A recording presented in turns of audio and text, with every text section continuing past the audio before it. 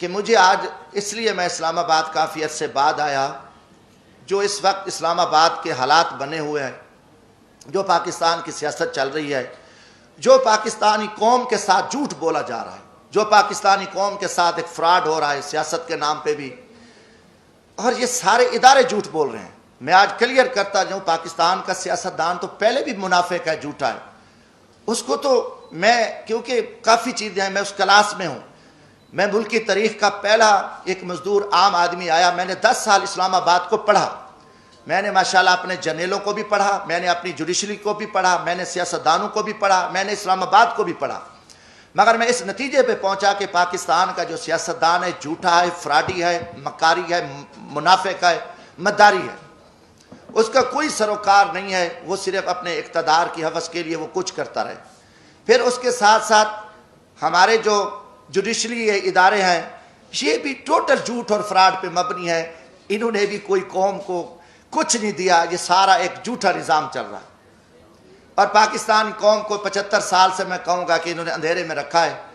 اور نہ یہاں قانون ہے، یہاں نہ کوئی آئین ہے، نہ کوئی نظام ہے۔ جیسے ایک جنگل میں طاقتور جانور کمزور کو کاٹتا ہے اور یہ سلسلہ چلتا رہتا ہے ایک جنگل کا، پاکستان میں بھی ایک جنگل کا نظام ہے۔ ہاں 73 کا آئین بنا، 73 کے آئین میں کافی سارا کام ہوا، مگر جب ذوالفقار علی بھٹو کو پھانسی دی گئی تو اسی وقت اسی آئین کو بھی پھانسی دے دی گئی، کوئی تھوڑا سا کام ہوا، آگے نہ یہ آئین چل سکا ہے نہ کوئی ہے، یہ طاقت ہے، اور طاقت کے بل بوتے پہ پاکستان چل رہا ہے، جو جس وقت چاہے جس کو اٹھا دے، جس کو مار دے، جس کی حکومت گرا دے، عدالتیں اپنی مرضی کے فیصلے دے دیں، اور آگے جو کمزور ہے وہ تسلیم خم ہے، اس میں اخلاق کی جرت نہیں ہے، اگر کوئی بات کرتا ہے تو اس کو اٹھا لو، اس کو غدار بنا دو، اس کو جیلوں میں ڈال دو، جو کچھ کرو، ایک فارمولہ چل رہا ہے۔ وہ فارمولہ سب سے پہلے اس کائنات میں فرعون کا تھا۔ فرعون بہت بڑا ایک تاریخ کا ظالم اور ایک طاقتور انسان گزرا، جس نے 70,000 جو بچے تھے ان کو ذبح کیا، 6,000 جو عورتیں تھیں عورتیں ان کے حمل گرائے، اور جب وہ غرق ہوا تو 16 لاکھ کا لشکر تھا اس وقت، 16 لاکھ کے لشکر کے سمیت وہ غرق ہوا، اور فرعون کا بھی نظام نہیں چل سکا، اس کا بھی تکبر ٹوٹا۔ آج پاکستان میں بھی ایک فرعونی راج ہے، غنڈہ راج ہے، اور اس غنڈہ گردی کے آگے کسی میں اخلاق کی جرت نہیں ہے۔ حقیقتاً آپ دیکھیں، میڈیا ہمارا، نہ میڈیا آزاد ہے، نہ ہم بحیثیت قوم آزاد ہیں۔ جو ایک دروازے سے اٹھ کے کھڑے ہو کے کہہ دیں ہم سب نے یس کرنا ہے، ہاں جی یہ کرنا ہے۔ پہلا سوال ہے کہ اب ایک چوروں اور ڈاکو کی کوئی ہمیں تفریق تک کو پتہ چلے کہ اس ملک میں چور اور ڈاکو اور شریف آدمی، اچھے اور برے کی تمیز کا آج تک ہمیں نہیں پتہ چل سکا۔ جب یہ پچھلے دنوں 2017 سے یہ شروع کام ہو گیا تھا، 16 سے ہی بلکہ، نواز شریف صاحب کے خلاف، تو میں نے قومی اسمبلی میں یہ بات کی تھی، میں نے کہا بات ہے کہ یہ وہی نواز شریف ہے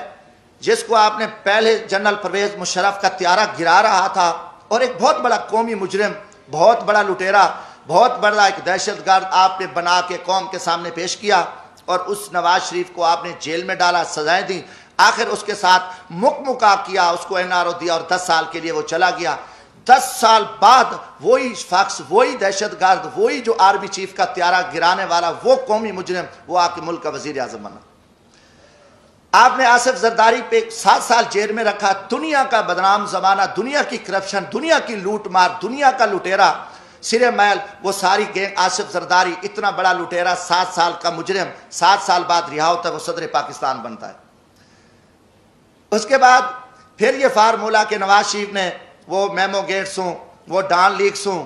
ملک دشمن، اس نے مودی کے ساتھ دوستی لگائی، اس نے افواج پاکستان کے خلاف سازش کی، اس نے جندال کے ساتھ بیٹھ کے افغانستان میں سکریپ کا سودا کیا، راستے میں اس کی گاڑیاں بارڈر پہ پکڑی گئیں، ان کو بڑا کچھ کیا، اور اس کے بھائی کے اوپر شہباز شریف، اس کی بیٹی، ان کے بھتیجے، سب قومی مجرم ڈکلیئر ہوئے، جنہوں نے اساس اداروں کے قومی راز امریکن کو دیے، مودی کو دیے، ان کی نواسی کی شادی میں اس نے شرکت کی، اس کو، اور اربوں کا وہ مجرم ہے۔ اب اس کو آپ پکڑ لیتے ہیں، اچانک وہ مجرم، اس کی سپریم کورٹ بیٹھتی ہے، سزائیں ہو جاتی ہیں، نااہل ہو جاتے ہیں، وہ بیمار ہوتا ہے، اس کو ماضی کی طرح بھگا دیتے ہو۔ اب ان کے پورے وزیر مشیر، آپ دیکھیں کہ شہباز شریف ضمانت پہ، وزیر داخلہ جو رانا ثناء اللہ صاحب ہے، اس کو کس نے پکڑا؟ ANF نے۔ اینٹی نارکو ٹیکس نے اس کو فوجیوں نے پکڑا، اس کے اوپر 15 کلو ہیروین کی FIR، وہ ضمانت پہ، وہ وزیر داخلہ ہے، یہ سارے پکڑے گئے، مجرم تھے۔ مجرموں کے بعد آپ دیکھیں 3.5 سال بعد یہ سارے مجرم پاک ہو گئے، ساری چیزیں ختم ہو گئیں، اچانک مکمکا ہوتا ہے، اچانک سودے بازی ہوتی ہے، اچانک عدم اعتماد آ جاتا ہے، اور وہ سارے چور لٹیرے جو افواج پاکستان کے خلاف گالیاں دینے والے، قومی راز دینے والے، پاکستان کو لوٹنے والے، وہ گینگز آ کے وہ وزیر اعظم بھی بن جاتا ہے شہباز شریف، اس کی پوری ٹیم بھی آ جاتی ہے، اب نواز شریف بھی پاک ہے۔ یہ قوم کے ساتھ آپ مذاق چھوڑ دو، کم از کم میں پاکستانی ہوں، جمشید دستی کا جینا مرنا یہ ملک ہے، میں مزدور آدمی ہوں، نہ میرے اثاثے ہیں، نہ میری کوئی لوٹ مار ہے، نہ میری کرپشن ہے۔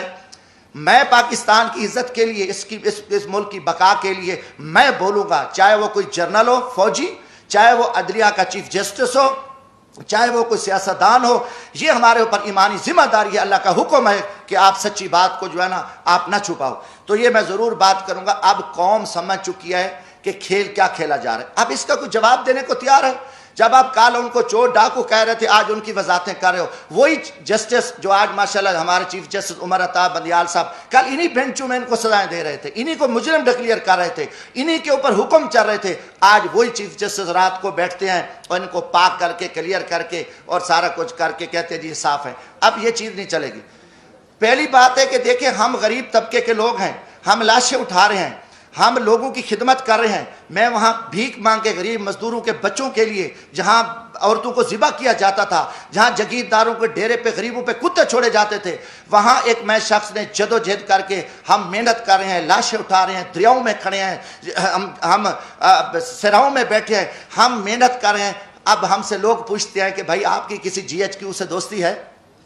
آپ پاگل ہو، آپ GHQ سے دوستی ہے تو آپ آ سکتے ہو، ورنہ یہاں آپ کی جو عوامی خدمات ہے وہ نہیں ہو سکتی۔ یہ لوگ اب عام آدمی بھی ہمیں چراوا بھی کہتا ہے، میں کہ بھی ہم تو یار عام غریب لوگ ہیں، ہم تو غریبوں کے جوتے اٹھا سکتے ہیں، ہم کسی جنرل کے جوتے نہیں اٹھا سکتے، وہ بڑے جوتے ہیں، وہ بڑے لوگ جوتے اٹھا سکتے ہیں، جمشید دستی کیا کر سکتا ہے؟ آج آپ نے سیاست کو تباہ کر کے رکھ دیا۔ آج وہ پیپلز پارٹی، وہ بھٹو کا نظریہ تھا، آج آصف زرداری اسٹیبلشمنٹ کے آگے لیٹا ہوا ہے۔ آپ نے ایک دروازہ کھولا ہے اور سیاستدانوں کو آپ کتے کی طرح خیرات ڈالتے ہو، اور وہ ارد گرد یہاں پھر رہے ہیں، عوام مر رہی ہے، لوگ ذلیل ہیں۔ اسلام آباد میں ایک تماشا لگا ہوا ہے، آپ نے نہ رمضان شریف کا کوئی تقدس کا خیال کیا، نہ آپ کو آپ کی عزت ہے، آپ ایک اقتدار کے ہوس کے پجاری ہیں، آپ ایک فرعونیت میں بیٹھ کے آپ پورے نظام کو تہس تنس کر دو، اٹھا دو، مار دو، جو کچھ کر دو، کوئی آپ کے سامنے بات نہیں کہا۔ ہم بولیں گے، ہم ضرور بولیں گے، ہم نہ کسی جنرل کے سے ڈرتے ہیں، نہ میں کسی سپریم کورٹ سے ڈرتا ہوں، میں اللہ کی ذات سے ڈرتا ہوں۔ ہم انشاءاللہ اس ملک کی بقا کے جہاں بھی ہمیں موقع ملا، آج بھی میرا دل زخمی تھا، کافی دنوں سے ایک جھوٹ چل رہا ہے، میڈیا کو بھی پہ بھی تماشا لگا ہوا ہے، وہی کتنے لوگ میڈیا کے تھے جو کل کیا تھے، آج بیچارے کہاں کھڑے ہیں، کس مجبوری کے تحت کھڑے ہیں، کیا کیا معاملات ہیں، مگر قوم سمجھ چکی ہے، قوم جان چکی ہے۔